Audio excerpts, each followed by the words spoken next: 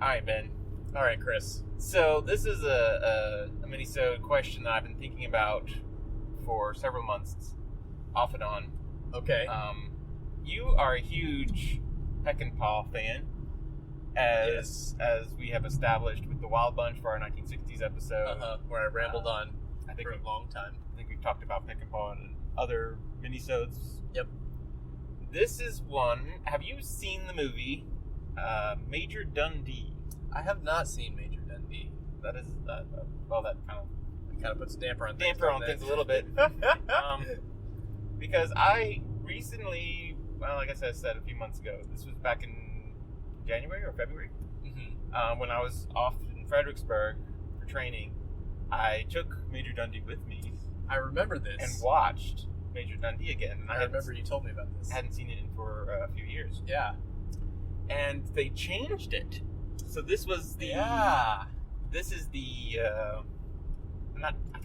it's not the director's cut, obviously, because he's already been gone by the time they made this one. But this is like a remastered one.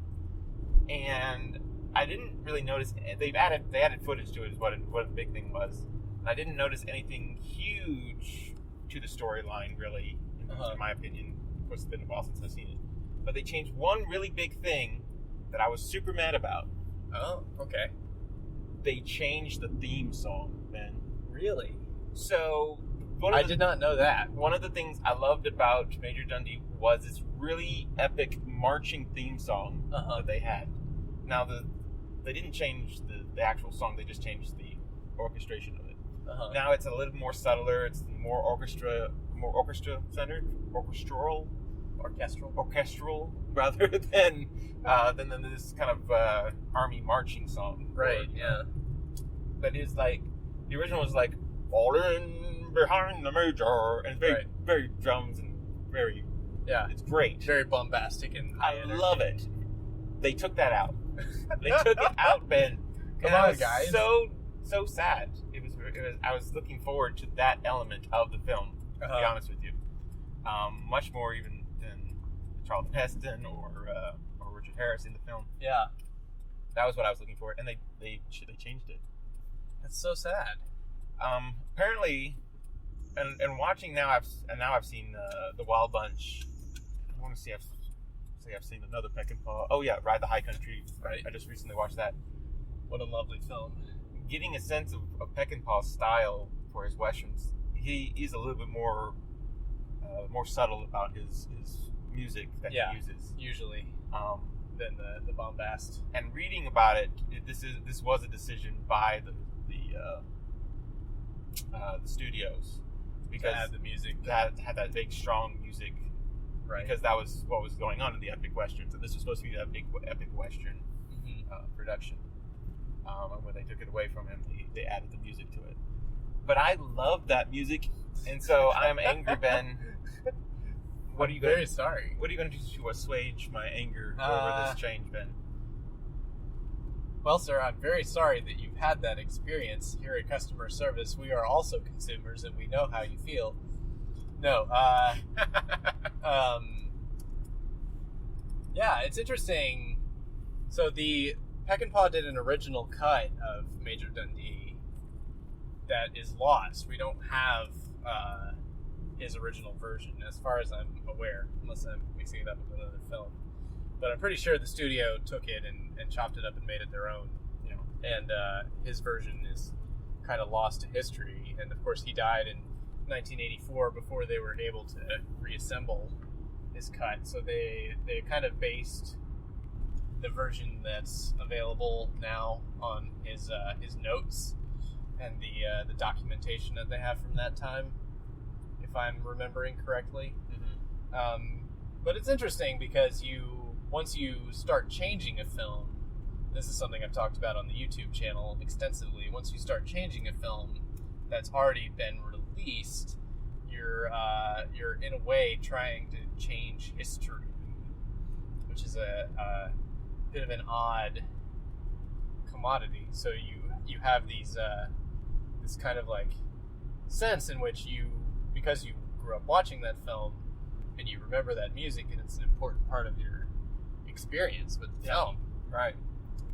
it's almost like that experience belongs to you now, even though legally you don't have any right to say, well, Warner Brothers owns the film, which I think is a Warner Brothers production, isn't it?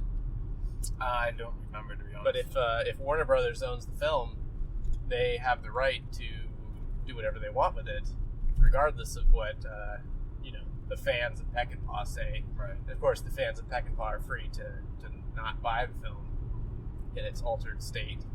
Right. I don't know. I would assume that you can still find the original version on DVD or Blu-ray. The one, when I was a kid watching it, it was on VHS. Right. And which you probably still have somewhere. Actually, I doubt it. I doubt it that we have that. My parents have that somewhere.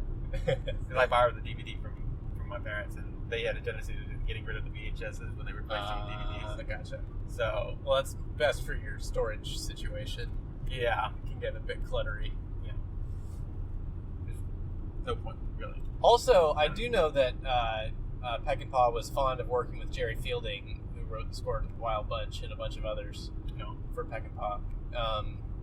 And I believe that he was originally supposed to write the score for Major Dundee, and the studio pulled him because they didn't think he had enough experience at the time. Mm-hmm. So they brought in another composer to kind of rework the music. Yeah. But if you're a Peckinpah aficionado and you have some more details on that, feel free to let us know. There was an element, and I'm going to go off my original complaint about this film. To another complaint? This is another complaint. But this is more on the side of the Peckinpah fans out there. Because from what I've read, this was supposed to be Peckinpah's Western version of Moby Dick. Right. And so, apparently, and if I remember the story of Moby Dick correctly, everybody dies except for one person. Call Me Ishmael type. Right, yeah. And in this version, I forget the actor's name, but he plays the bugler. He writes a diary, and supposedly, at least from the prologue that is written, that you have to begin with, it seems like he would be the only survivor of this this unit that goes after this Apache warrior. Mm-hmm. So, and if you watch the movie, you realize at the end of the film, they're not all dead. Mm-hmm. So, my question is, was this a plan by Peckinpah to actually have them all be killed, except for this one bugler? I think it was like Michael Anderson was the actor. I forget what his name was. I think you're right. I'm not sure. I don't know what Peckinpah's intentions were with Major Dundee. I do feel like he was in over his head. Yeah. It was definitely a big scale project for him, and a big jump from what he'd been doing before, which was a lot of TV. Right, he had done like one other film. Yeah, I think he'd done 2 or 3 films at this point. Okay. Maybe just 2. I know Ride the High Country was before this. He did Ride the High Country, which was kind of his breakout success story. Yeah. That did very well for him at festivals overseas, and just really found an audience, even though the studio treated it kind of... they wanted to release it on the double bill as a B movie. Yeah. But anyway... and he did one other film before, I think with Maureen O'Hara. Yes, that's right. What is that movie called? It has Brian Keith in it, too. Yeah. Mm-hmm. And I think Dub Taylor. Yeah, I'm pretty sure that's where Dub Taylor started working with Peckinpah. But anyway... I forget what it is. It's like I don't know the answer. Deadly Companions. Good call. Yeah. I don't know the answer. I don't know why... that is... why they survived, or where the... That is a theme I would be interested in seeing if movie made. Yeah, a Moby Dick version of the Western. A Western Moby Dick. Yeah, I think Moby Dick is one story that would translate well to a bunch of genres. Yeah. You could do Moby Dick in almost any setting, depending on what you wanted to make, what you wanted to have a whale of a time with. I'm just ending the minisodes with puns lately. I think I did that a couple minisodes ago. Yeah, and I guess that same joke would actually translate to this episode as you cast what your line out. Yes. Yeah. Oh yes. Whether it be minnow or whale. Okay. We know you harpooned that. Well, before our turns listeners go, we should remind them to like, subscribe, and share. For all the sites, Instagram, Twitter, Facebook, and YouTube. YouTube? Yes, and, YouTube. And email. And email us, of course. Sort of more traditional internet technology. popstorian@gmail.com. Yes, tell us what you think about Major Dundee. Some people love it, some people hate it. Which version have you seen? Do you have a preferred version? Do you like the more closer to the original cut version, or do you like the original theatrical version that the studio put out with bombastic music? Love that music. And let us know. We'll see you next time. Bye.